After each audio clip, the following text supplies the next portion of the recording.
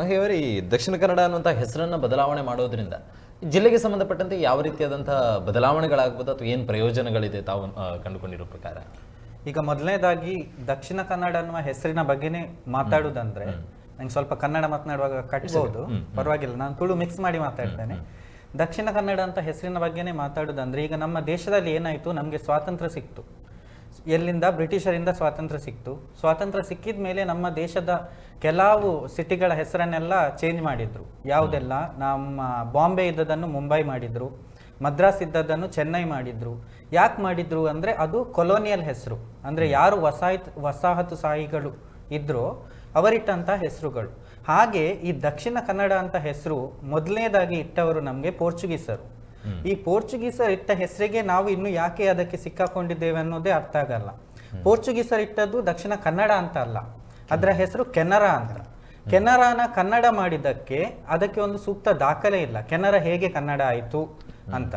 ಅದೇ ನಮಗೆ ದಾಖಲೆಗಳಲ್ಲಿ ಸಿಗುವುದು ಕೆನರೇಸ್ ಅಂತ. ಕೆನರೇಸ್ನ ಕನ್ನಡ ಅಂತ ಹೇಳಿದ್ದಾರೆ, ಕೆನರನ ಕನ್ನಡ ಅಂತ ಹೇಳಲಿಲ್ಲ. ಅದೇ ನೀವು ಮೇಲೆ ಹೋದ್ರೆ ಕೊಂಕಣಿ ವಿಷಯಕ್ಕೆ ಬಂದ್ರೆ ಕೆನರಿಮ್ ಅಂತ ಹೇಳ್ತಾರೆ ಅವರು, ಕೊಂಕಣಿಗೆ ಕೆನರಿಮ್ ಅಂತ ಹೇಳ್ತಾರೆ. ಅದೇ ಕೆನರಿ ಅಂತ ಹೇಳಿನೂ ಕೊಂಕಣ ಈ ತೀರ ಏನಿದೆ ಅದಕ್ಕೆ ಕೆನರಿ ಅಂತ ಹೇಳ್ತಾರೆ, ಎಲ್ಲಿ? ಪೋರ್ಚುಗೀಸರಲ್ಲಿ. ಹೀಗೆ ಇರುವಾಗ ಈ ಕೆನರಾನ ಕನ್ನಡ ಮಾಡಿ ಈಗ ನಾವು ದಕ್ಷಿಣ ಕನ್ನಡ ಅಂತ ಹೇಳೋದಕ್ಕೆ ಯಾವುದೇ ಒಂದು ರೀತಿಯ ಅದಕ್ಕೆ ಸೂಕ್ತವಾದಂತಹ ಒಂದು ದಾಖಲೆ ಆಗಲಿ, ಅದಕ್ಕೆ ಸೂಕ್ತವಾದಂತಹ ಒಂದು ಎಕ್ಸ್ಪ್ಲನೇಷನ್ನೇ ಇಲ್ಲ. ಈ ಬ್ರಿಟಿಷರೇ ಏನು ಹೇಳ್ತಾರೆ ಅಂದರೆ 1894ನೇ ಇಸವಿಯಲ್ಲಿ ಮದ್ರಾಸ್ ಡಿಸ್ಟ್ರಿಕ್ಟ್ ಮ್ಯಾನುವಲ್ ಅಂತ ಮಾಡ್ತಾರೆ ನಮ್ಮ ಸೌತ್ ಕೆನರಾ ಡಿಸ್ಟ್ರಿಕ್ಕಿಗೆ. ಆ ಮ್ಯಾನುವಲಲ್ಲಿ ಅವರು ಹೇಳ್ತಾರೆ, more appropriate name for this district should be Tuluva ಅಂತ ಹೇಳ್ತಾರೆ. ಅಂದರೆ ಆಗಿನ ಕಾಲದ ಸೌತ್ ಕೆನರಾ, ಆಗಿನ ಕಾಲದ ಸೌತ್ ಕೆನರಾದಲ್ಲಿ ಕಾಸರಗೋಡಿತ್ತು, ನಮ್ಮ ಈಗಿನ ಮಂಗಳೂರಿತ್ತು, ಉಡುಪಿ ಇತ್ತು, ಎಲ್ಲ ಸೇರಿ ಇದಕ್ಕೆ ಕರೆಕ್ಟಾದ ಹೆಸರು ತುಳುವಾ ಅಂತ ಹೇಳಿ ಬ್ರಿಟಿಷರೇ, ಇದು ದಾಖಲೆ 1894ನೇ ಇಸವಿಯಲ್ಲಿ ಇಟ್ಟಿದ್ದಾರೆ. ಅದೇ ನಂತರ ಏನಾಯಿತು, ನಮಗೆ ಜಿಲ್ಲಾ ಪರಿಷತ್ ಆಯಿತು.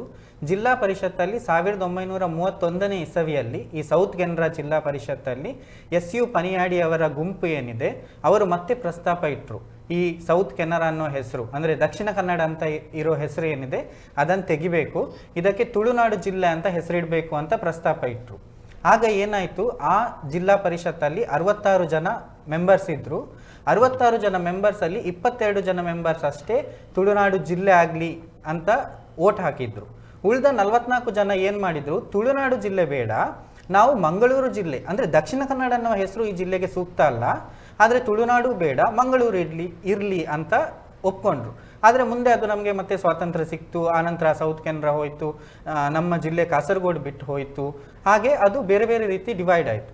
ಈಗ ನೀವು ಹೇಳ್ತಿರೋ ರೀತಿ ನೋಡಿದರೆ 3 ಹೆಸರುಗಳನ್ನು ನೀವು ಹೇಳಿದ್ರಿ, ಒಂದು ಕುಡ್ಲ, ಇನ್ನೊಂದು ಮಂಗಳೂರು, ಇನ್ನೊಂದು ಮಂಗಳಾಪುರ ಅಂತ. ಈ 3 ಹೆಸರಲ್ಲಿ ಜನರೇನು ನಾರ್ಮಲಿ ಜನರು ಏನು ತಿಳ್ಕೊಳ್ತಾರೆ, ಮಂಗಳಾಪುರ ಅಂತ ಹೇಳೋದು ಕೇರಳದವರು ಹೇಳೋ ಹೆಸರು ಅಂತ, ಇನ್ನೊಂದು ಕುಡ್ಲ ಅಂತ ತುಳುವವರು, ಮಂಗಳೂರು ಅಂತ ಕನ್ನಡದವರು ಹೇಳೋ ಹೆಸರು ಅಂತ ತಿಳ್ಕೊಂಡಿದ್ದಾರೆ. ಅದು ಶುದ್ಧ ತಪ್ಪು.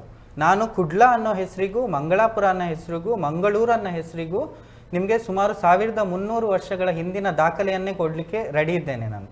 ಅಂದರೆ ನಮ್ಮ ಉಡುಪಿ ಜಿಲ್ಲೆಯ ಉದ್ಯಾವರದಲ್ಲಿ ಆಳುಪತೋರೆ ಚಿತ್ರವಾಹನ ಅನ್ನುವ 2ನೇ ಚಿತ್ರವಾಹನನ ಶಾಸನ ಇದೆ ಒಂದು. ಆ ಶಾಸನದಲ್ಲಿ ಏನಿದೆ ಅಂದರೆ, ಸ್ವಸ್ತಿ ಶ್ರೀ ಚಿತ್ರವಾಹನ ನಾಮಧೇಯ ಆಳುಪೇಂದ್ರನ ರಾಜ್ಯದುಳೈ ಕಿಳ್ಳಮಿಲ ಅರಸನ ಬೊಯ್ಗಿನುಳ್ಳೆ ಶ್ರೀಮಾರ ಕುಡಾಲನ ಆಳೆ. ಅಂದರೆ ಶ್ರೀಮಾರ ಅನ್ನುವವನು ಕುಡಾಲವನ್ನು ಆಳುವಾಗ, ಕುಡಾಲ ಅಂತ ಹೆಸರು ಇದೆ ಅಲ್ಲಿ.